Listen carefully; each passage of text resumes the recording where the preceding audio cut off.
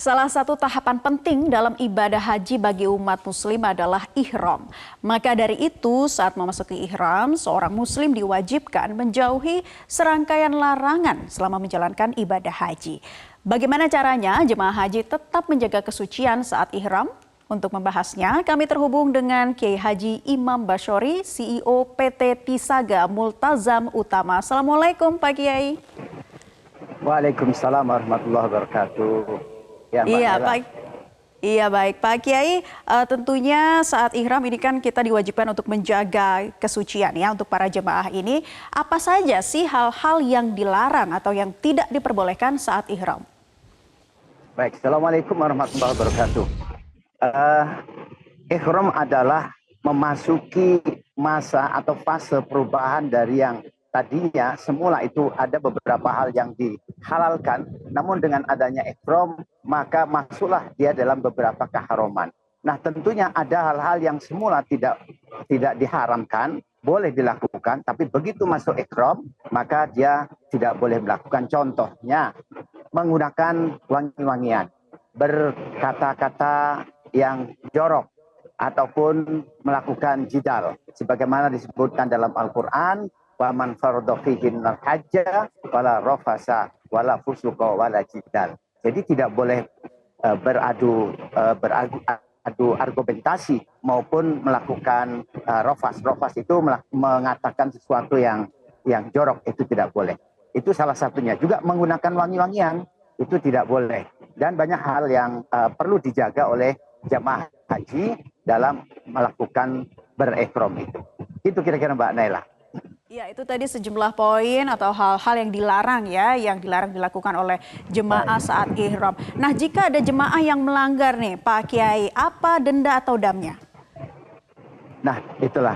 Jadi di dalam Islam ini sangat dinamis sekali, diatur bagaimana orang melakukan pelanggaran, tapi untuk menebusnya sehingga tidak mengurangi nilai-nilai pahala haji. Di dalam haji ini sudah dicontohkan oleh Rasulullah, ya, bahkan di dalam Al-Quran juga disebut bahwa orang yang melakukan pelanggaran wajibnya haji itu wajib melaksanakan dam. Apa saja yang bisa dilakukan ataupun bisa berakibat dia kena dam, misalkan dia tidak berpakaian ihram dari mikot, itu juga termasuk wajibnya haji dia langgar. Kemudian termasuk mabit di Mina, misalkan dia tidak bisa melaksanakan mabit di Mina pada malam tasyrik, itu juga dia kena wajib dam. Kemudian juga pada saat berada di Musdalifah, kalau dia malam hari itu tidak berada di Musdalifah karena berbagai hal, nah tentunya ini dia melakukan pelanggaran berihram, itu juga akan berdampak kepada dam. Tetapi ada pelanggaran-pelanggaran kecil yang tentunya tidak disengaja, ini juga agar sebagai penyempurna dalam pelaksanaan ibadah haji dari semua umat manusia, umat Islam saat itu, maka disarankan untuk melakukan fidyah. Itulah, jadi beberapa hal yang bisa dilakukan sebagai penyempurna dalam melaksanakan ibadah haji itu sendiri. Karena kita tentunya ada timbul keraguan-keraguan apakah yang saya lakukan itu sesuai dengan ketentuan-ketentuan atau tidak. Nah, ini hal-hal yang untuk menghilangkan keraguan itu, maka sebaiknya orang yang melaksanakan ibadah haji dapat melakukan dengan fidyahnya. Begitu Mbak Naila. Baik, Pak Kiai, tadi kita sudah membahas mengenai larangan dan juga damnya. Nah, bagaimana dengan sunnahnya sih? Sunnah ihram itu apa saja Pak Kiai? Apa hal-hal yang dianjurkan dilakukan saat ihram? Baik, saat ihram pertama tentu dia harus melakukan memperbanyak membaca talbiyah. Itu salah satu sunnah Rasulullah. Bahkan Rasulullah itu menganjurkan mengeraskan talbiyah. Karena Rasulullah menyampaikan bahwa sesuatu yang berada di sekeliling kita, terdiri dari yang basah maupun yang kering, itu akan membaca, akan mengikuti talbiyah kita sepanjang kita melakukan talbiyah maupun sepanjang suara kita sampai kepada tempat itu. Maka disunahkan untuk jamaah haji selama berihram itu memperbanyak talbiyah. Dan tentunya bukan hanya itu, banyak zikir, banyak berdoa, karena pada hakikatnya orang yang sedang berihram itulah yang disebut dengan sebagai saat menjadi tamu Allah. Karena tamu Allah itu ada 3. Pertama adalah orang yang perang fisabilillah, kedua orang yang haji, dan ketiga orang yang umroh. Nah, kapan dia menjadi tamu Allah? Mulai dari berihram sampai dengan selesai ritual-ritual pelaksanaan ibadah haji, itu dia masih sebagai tamu Allah dan sebagai jaminan, mendapat jaminan dari Allah Subhanahu wa ta'ala. Demikian Mbak Naila. Masya Allah. Pak Kiai, terakhir, bagaimana agar tetap menjaga kualitas haji yang mabrur dan mabrurah?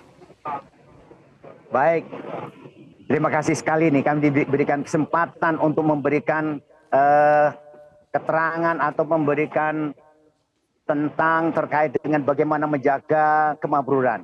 Kemabruran itu sangatlah mudah dicapai selama memang kita sudah mempunyai komitmen untuk melakukan ibadah haji sesuai dengan apa yang dilakukan oleh Rasulullah SAW, itu sudah pasti mendapat kemabruran. Tetapi bagaimana menjaga kemabruran itu ada pada diri kita dan berdampak kepada masyarakat lingkungan kita, berdampak kepada keluarga kita, dan tentunya berdampak kepada seluruh warga negara Indonesia. Nah, ini sangat penting sekali. Maka di dalam pelaksanaan ibadah haji tahun ini kami sangat mengharapkan, kami sangat menekankan kepada seluruh jamaah agar ada